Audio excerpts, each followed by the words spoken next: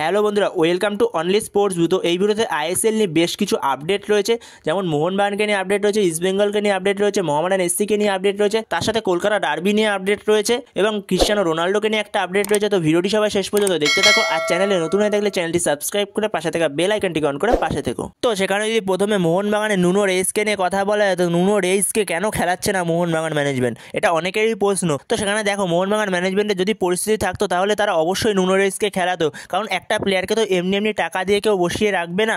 তো সেখানে নুনো রেইসকে খেলানোর পরিস্থিতি নেই বলে তারা খেলাতে পারছে না। তো সেখানে দেখলাম এরকম প্রশ্ন করেছে আমাকেও যে দাদা নুনো রেইসকে কেন খেলানো হচ্ছে না। নুনো রেইসকে তো খেলাতেই পারে, যেখানে গ্রেগ স্টুয়ার্ট এবং দিমিত্রি পেত্রাদোসের চোট রয়েছে, তো সেখানে তো নুনো রেইসকে ট্রাই করতেই পারে, দেখে নিতে পারে একটু মোহনবাগান। তার সঙ্গে ওপরে ম্যাকলারেন, সেও খুব ভালো খেলছে না, তো সেখানে তো ট্রাই করতেই পারে নুনো রেইসকে।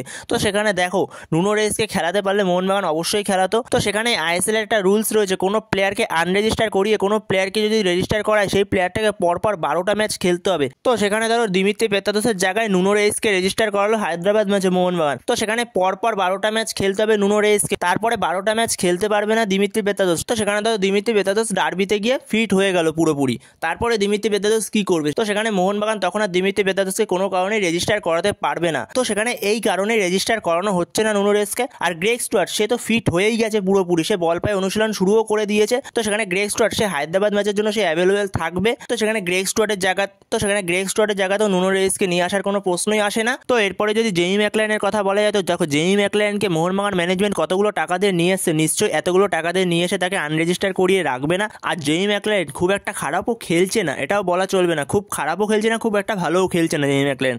আর জেমি ম্যাকলারেন খুব একটা বলের সাপ্লাইও পাচ্ছে না, তাকে অতটা দোষ দিয়েও লাভ নেই। তো সে যে খুব আহামরি কিছু বলের সাপ্লাই পেয়েছে এটাও বলা চলবে না। তো সেখানে জেমি ম্যাকলারেন, সে অবশ্যই বড় প্লেয়ার, তার থেকে আমরা আরও ভালো কিছু ডিজার্ভ করি এবং কিছু কিছু ইন্ডিভিজুয়াল ব্রিলিয়ান্সও ডিজার্ভ করি, কিন্তু সেগুলো দেখা যাচ্ছে না। কিন্তু তা সত্ত্বেও তাকে আনরেজিস্টার করাবে না মোহনবাগান ম্যানেজমেন্ট কোনো কারণেই। তো এই কারণেই ম্যানেজমেন্ট নুনো রেইসকে রেজিস্টার করাতে পারছে না। তাহলে তো প্রতিটা টিমে 7টা করে বিদেশি সাইন করিয়ে রাখতো। ধরো কোনো টিমের কোনো প্লেয়ার ভালো খেলতে পারছে না বা কার্ড সমস্যায় ভুগছে, তাহলে সেই প্লেয়ারটার জায়গায় যেই প্লেয়ারটাকে আনরেজিস্টার করিয়ে রেখেছে সেই প্লেয়ারটাকে ওই ম্যাচে খেলিয়ে দিল। যেহেতু সেই প্লেয়ারটা নেই, সেই প্লেয়ারটা চোট বা কার্ড সমস্যায় ভুগছে, তো সেই কারণে সেই প্লেয়ারটাকে তখন খেলিয়ে দিল। তাহলে তো কার্ড সমস্যা বা চোটের কোনো কারণই থাকবে না, তাহলে তো প্রত্যেকটা টিমই 7টা করে বিদেশি সাইন করিয়ে রাখতো। তো সেখানে আইএসএল এর এই রুলসটা রয়েছে, তো এই রুলসটার কারণেই মোহনবাগান ম্যানেজমেন্ট নুনো রেইসকে কোনো কারণে রেজিস্টার করাতে পারছে না। তো এরপরের আপডেট হলো ক্রিস্টিয়ানো রোনাল্ডোকে নিয়ে। তো ক্রিস্টিয়ানো রোনাল্ডো তো সে কালকে গ্লোবাল সকার অ্যাওয়ার্ডে best middle east player of the ইয়ারের পুরস্কারটা জিতলো এবং তার সঙ্গে অল টাইম টপ গোল স্কোরারের অ্যাওয়ার্ডটাও জিতলো। তো সেখানে ক্রিস্টিয়ানো রোনাল্ডোকে বলতে হয় তার বয়স মাত্র সংখ্যা,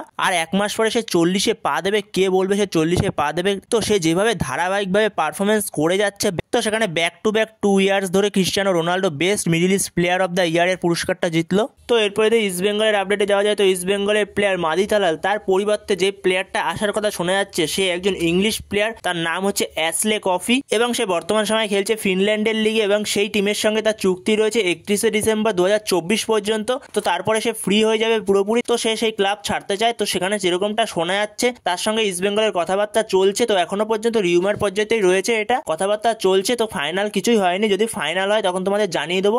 একজন সেন্টার ফরওয়ার্ড, 31 বছর বয়স তার। তো সেখানে মাদি তালালের মতো ইম্প্যাক্ট হয়তো সে রাখতে পারবে না, যেহেতু সে সেন্টার ফরওয়ার্ড। মাদি তালাল সে ক্রিয়েটিভ মিডফিল্ডের রোলটা প্লে করে, ক্রিয়েটিভ প্লে মেকার। তো সেখানে এই প্লেয়ারটার সঙ্গে কথাবার্তা বলছে ইস্ট বেঙ্গল ম্যানেজমেন্ট। তো দেখা যাক শেষ পর্যন্ত কোনো আপডেট আসে কিনা এই প্লেয়ারটাকে নিয়ে। যদি আপডেট আসে অবশ্যই তোমাদের সাথে শেয়ার করে দেবো তখন। তো এরপরে মোহামেডান এসসিকে নিয়ে একটা আপডেট বেরিয়ে আসছে। মোহামেডান এসসি একটা ভারতীয় প্লেয়ারকে সাইন করাতে পারে উইন্টার ট্রান্সফার উইন্ডোতে, যার নাম হচ্ছে জিতেশ্বর সিং, যে রয়েছে চেন্নাই এফসিতে এবং চেন্নাই এফসিতে সে ঠিকঠাক গেম টাইম পাচ্ছে না ওয়েন কোয়েলের আন্ডারে। তো এই জিতেশ্বর সিংকে মোহামেডান এসসি সাইন করাতে পারে উইন্টার ট্রান্সফার উইন্ডোতে। সে একজন মেনলি মিডফিল্ডার। তো সেখানে মোহামেডানের জন্য একটা ভালো সাইনিং হবে যদি সাইনটা করাতে পারে। এটাও আপাতত পর্যন্ত কোনো রিউমার পর্যায়ে রয়েছে, যদি পরে সাইনিং হয়ে যায়, তো অফিসিয়াল হয়ে গেলে তখন তোমাদের অবশ্যই জানিয়ে দেবো। তো এরপরের আপডেটটা যদি কলকাতা ডার্বি নিয়ে কথা বলা যায়, যেটা 11ই জানুয়ারি রয়েছে, যেই ডার্বিটা 11ই জানুয়ারি রয়েছে সেই ডার্বিটাকে নিয়ে যদি কথা বলা যায়, তো সেই ডার্বিটা এখন বর্তমান সময় অনিশ্চিত, সেটাই মনে হচ্ছে। যেরকমটা জানিয়েছে বিধাননগর পুলিশ কমিশনার, মোহনবাগানকে চিঠি দিয়েছে যে এই ডার্বিতে তারা যথেষ্ট পরিমাণ পুলিশ প্রোটেকশন দিতে পারবে না।